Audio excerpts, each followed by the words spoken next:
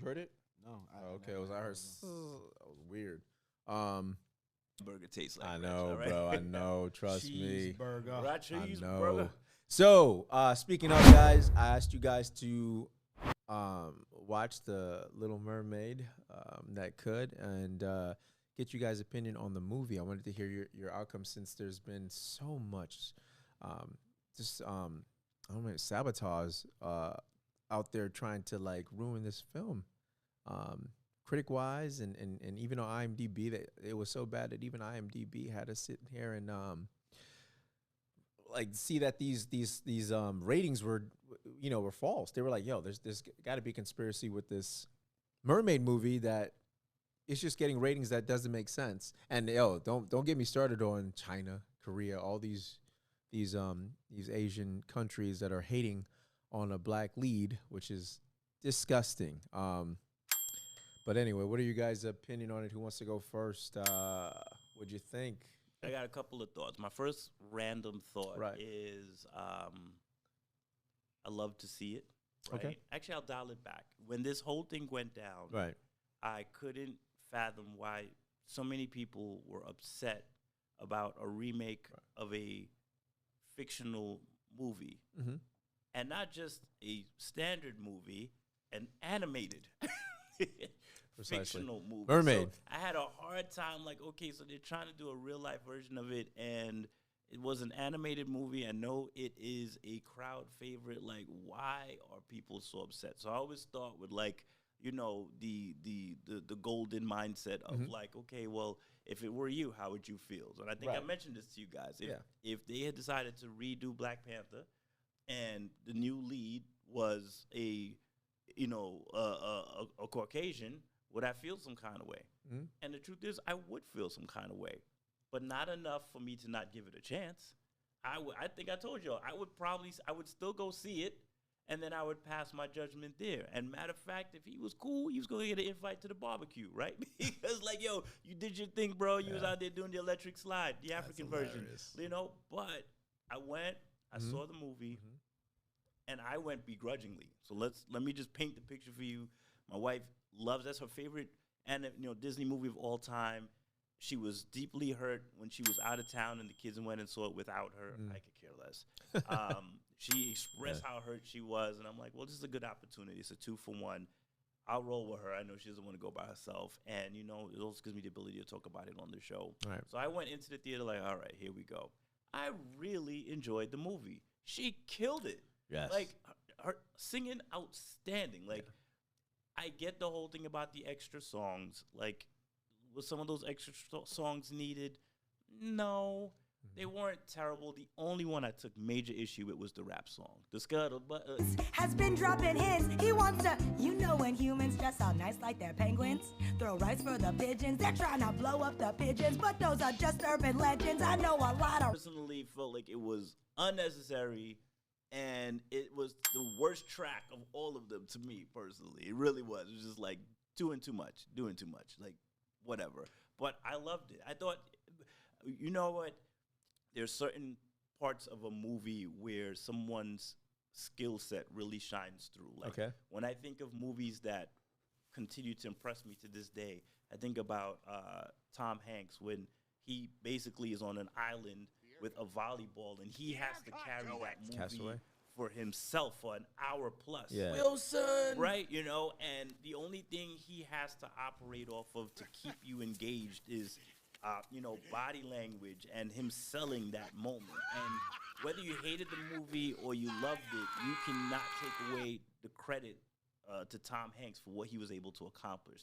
And the reason I bring that up is I think about that sequence of the movie where if you've seen the movie before, she makes the deal, she goes up there, she doesn't have her voice. Well, there's a good portion of the movie that she can't talk, right? And so all she really has to sell is her expressions or how she approaches something or how she looks at something. And I was super impressed because when I looked at how, like, she viewed things and her facial expressions and how she would look around, like, I believed it. I absolutely believed, like, wow, this is the first time she's seeing this. Like, she's never seen this before. And I thought that was an amazing, amazing thing. Like, that's not an easy thing to do. You get up right now and walk into your kitchen and act like you're seeing everything for the first time. It's hard to sell. It's not an easy thing to do. So I thought she absolutely killed it. Outside of the extra songs, but I shifting a little bit, it wouldn't have mattered to me if the person was brown, if the person was white, if the person was Asian. I was still gonna go see it because at the end of the day, it's the Little Mermaid, and I have to believe in the fact that the people that understand how important this movie is to everyone that's seen it today, they're not gonna put someone in there that can't do a good job, right? Like, there's a lot riding on it. But it also makes me think about something you said, and this is the only thing that gives me pause. At one time, we were talking about James Bond and them replacing him, and I think was it Idris? Idris Elba, and I was his name came up, and he was just like, "But why we always got to plug, something different into there, right? Like, ultimately, if that's what James Bond looks like, then that's what James Bond looks like. Why can't we just give Idris his own movie, and maybe he's 008 or 009. Like, why does he have to, And then we were arguing about, like, well, what does 007 really mean? And, and all of that. But that remains with me because I'm like, you're right. There really wasn't a need to do that. I appreciate it. I thought she killed it. But, again, it's still not enough for me to not go see the movie. And it clearly, for someone that went in there and sat there like, all right, like, what time is this thing over? I thoroughly enjoyed it. Like, I really, really enjoyed it. To touch on what you said, though, about the description of her, the description of the mermaid, she actually was supposed to have, like, green skin or something. So what Disney did, they changed it up to have a red hair and whatever.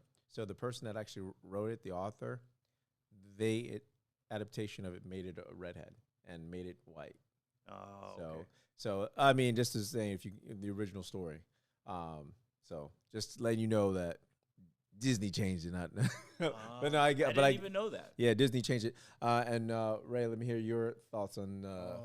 So I went in there. This is after you talked about it, right? So I went in there and I'm like thinking, like, okay, she must have did an awful job because after I talked to you, though, she did an awful job. Well, I'm thinking all the bad reviews. I'm thinking. Okay. You remember the movie we went to go see? What movie was it? Where you talked about it was really, really good. Batman. About how great Batman was, which was great. Did like you finally see Batman? I like Batman. Okay. I ain't gonna lie. Batman had parts, but it wasn't good all the way through to me. Anyway, you saw it twice and you changed your mind. You did see the second time. You said, all right, I need to go back. And you said it's amazing. It had parts. It wasn't good all the way through. Okay. Listen, everybody, I'm going to pull the receipts. The receipts are going to pop up on the screen. You're going to see him say. A small snippet, right? Yep, you're going to see him say right about now. As a matter of fact, I've seen it more than twice. I've seen it at least, I think, 5 times. Listen, But I fast. You. Anyway, so. And you, I'm going to put on the screen right now of him saying, I've seen it twice. This is great. He said, man, I changed my mind right now. What do you think, Dre? Should we try to convince him to see it? Because you're over here. You're against it. I mean. No, I'm not against it. Okay.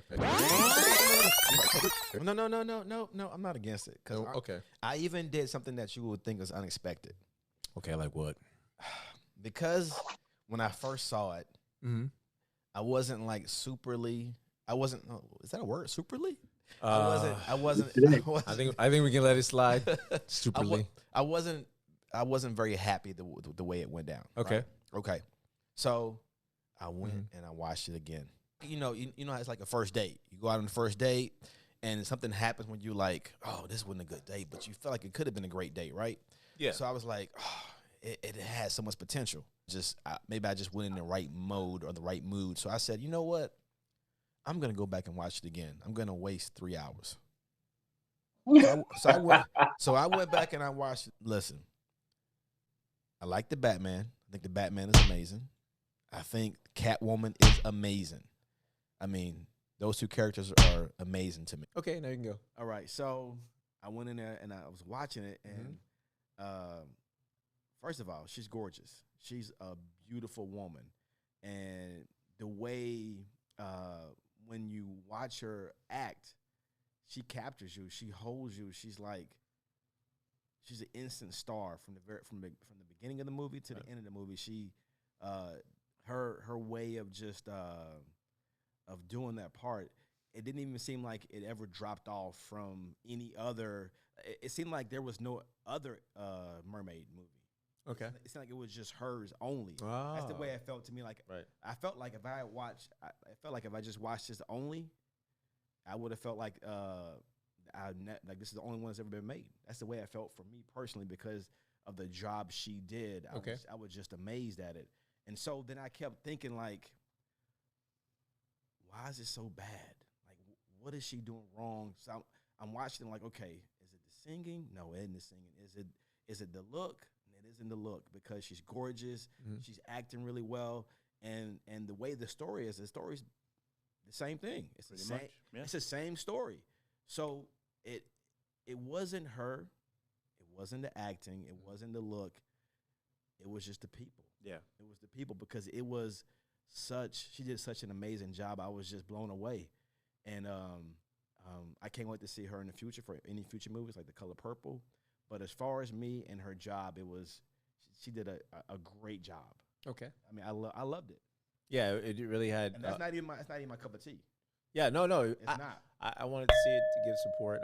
Kate was so funny. She was like, "Hey, we got to support the African Americans." I was like, "She's white." Is that what Kate said? Yeah, that's what she said. I was like, "Yeah." Shout out to Kate, aka our daughters too. Let's go. So it's funny. Kate. That's a lot. Yeah, we were laughing when she said that. I was laughing. But the only thing I took up issue with, and I didn't realize they did have a woke moment in it where the original, and you find this online, people, because I haven't seen the original a long time, decades, honestly, was the prince actually saves her at the end from Ursula. Not Ursula, is that the lady? Hey, so he steers the boat into her, not the opposite way that she saved him. Oh. So that was... how's that a woke moment, though? Because the woman saves the man. I don't need a man. I can save myself. Okay. It is, man. I mean, why would they change that? That's what I have an issue. I don't care about, to me, it's like, why change it? Why not make him save her? It's already written that way, but why you got to put a title on it? Why it has to be the woke moment? Why can't it just be just a difference? Why did they change that? The same way they changed the character. Well, they changed the story. All they think they changed the character was the color. She wasn't Jamaican. You know what I mean? They kept everyone as close to the storyline, as far as that goes. But I mean, even the father was Hispanic. Yeah. So I mean, it's like, why change the ending? For what purpose? That women to teach these little girls, you don't need a man. You can save a man. I don't know. I just thought it was really interesting they changed that. I didn't know that, and then I was like, oh wow. Then I saw the cartoon, and I'm like, oh yeah, they did change that. Why? So you saying by her doing it, it's a woke moment, right? Yeah. So if Kate helped you out, that's a woke moment.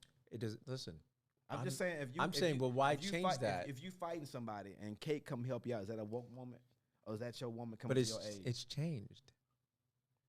Oh, okay. You want to put it that way? Let's put it this way. So let's say Kate. Okay, let's say. Hey, Kate's telling a story. You got to put it in context. So let's match it. So let's say I save Kate from a burglar, and someone comes to the door. I pull out the gun. I say, hey, don't come down. We're here, blah, blah, blah. The person runs. She then turns around and tells her girlfriends, hey, this didn't happen. Reggie was so scared. I had to get the gun and blah, blah, blah. I'd be pissed. Like, what? See what I'm saying? The story changed completely in the end. Made me look weak. And I'm like, nah, you're the one that was crying. I wouldn't grab the gun, but I would even paint the picture like that. You change it to make yourself look better. Well, I guess my question to that would be, there's always going to be some type of creative flexibility exercised, right, when you redo some of these things. But the truth is, hasn't that been the case with like all of the remakes that they've done? They've added additional songs or added a twist on some of the things that they've done before. Why change the ending? To like I said, if you're gonna change the ending, then don't switch the characters of what they each did. They just switched the characters of what they both did. But when you say they changed the ending, they switched the characters? But then the end result happened. The same end result happened, right? Man. Come on, man. She saved him. He saved her, and they switch it to make her the hero. I don't. I think it would have been great that she wins he wins the father's heart. Is that he saved his daughter. The prince saved his daughter, and that was like, oh my God, that changes the ending. Like, okay, I have respect for him because they are different. I thought he saved your life, but it just shows that, hey, the mermaid and the fish people are always gonna, do the right thing and protect. Anyway, it's nonsense, but that's all. So I had some friends who had some thoughts on this right here as well. On what, the mermaid? The mermaid, yeah. They voiced it or texted it? One was a text, one was a voice. Okay. The one who told me a voice, her thoughts were that we as black people right are focused on the wrong things in life.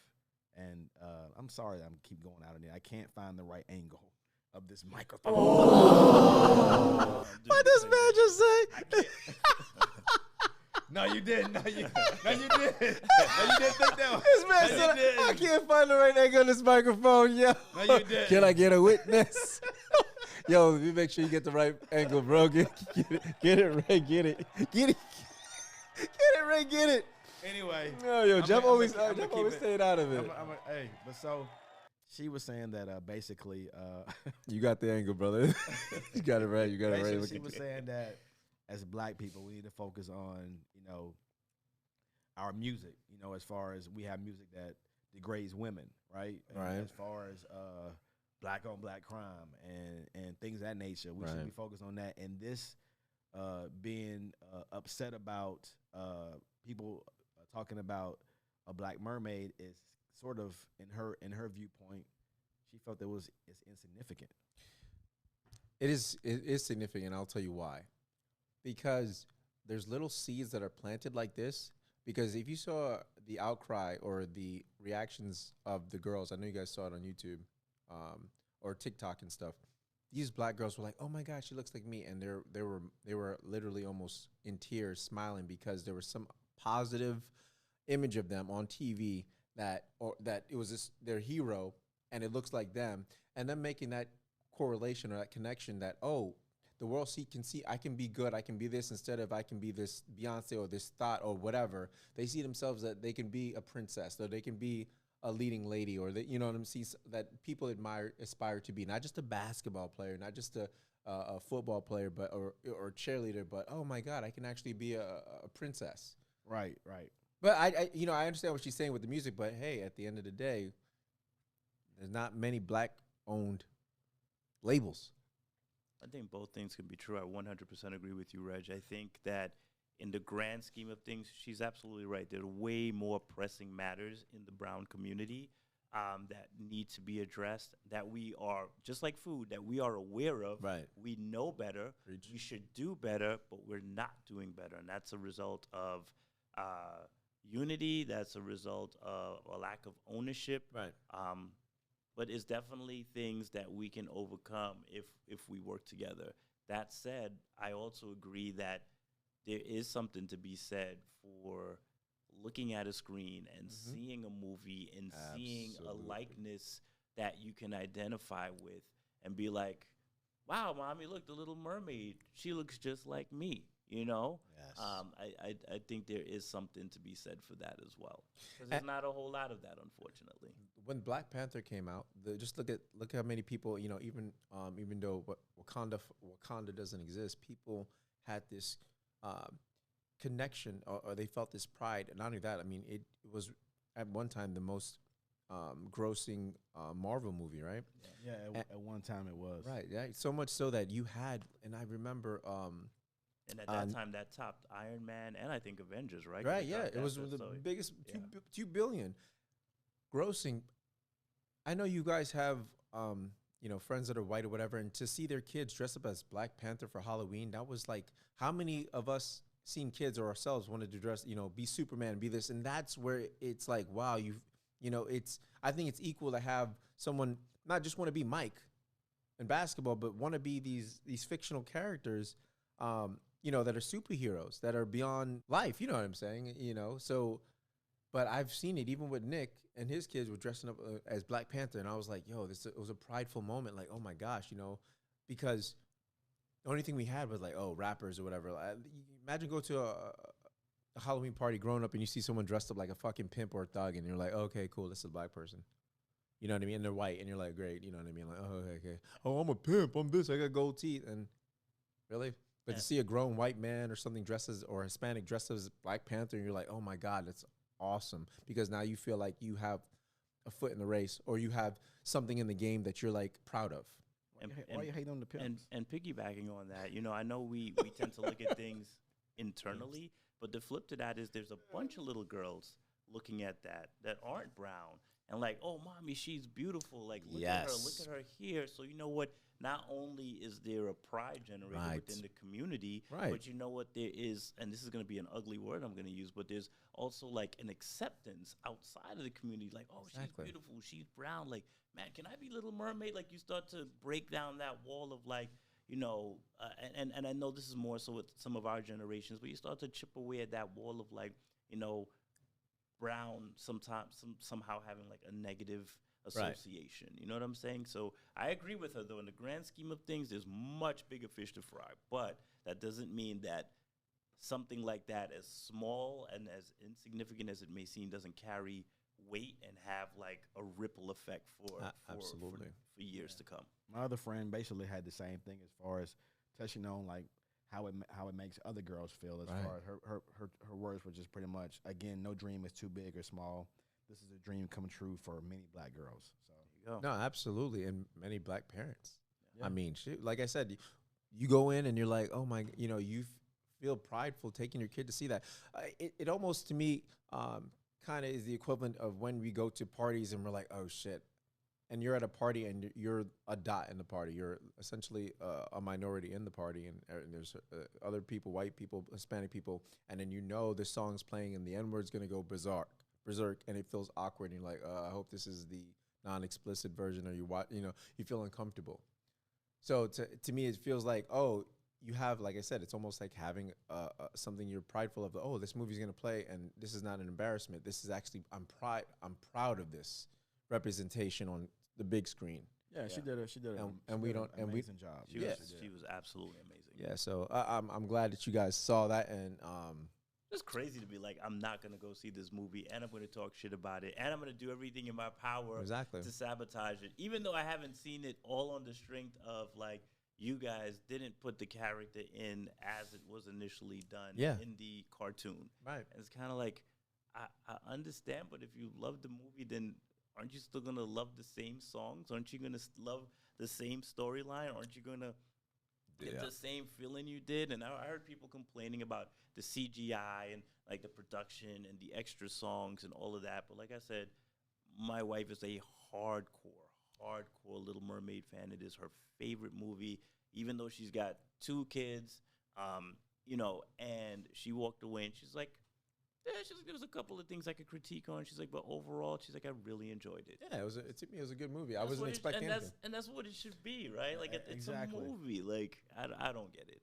People are just, you clearly have too much time on your hands if you're hopping on websites, trash talking something for the sole purpose of hoping to watch it burn. Like, I don't know.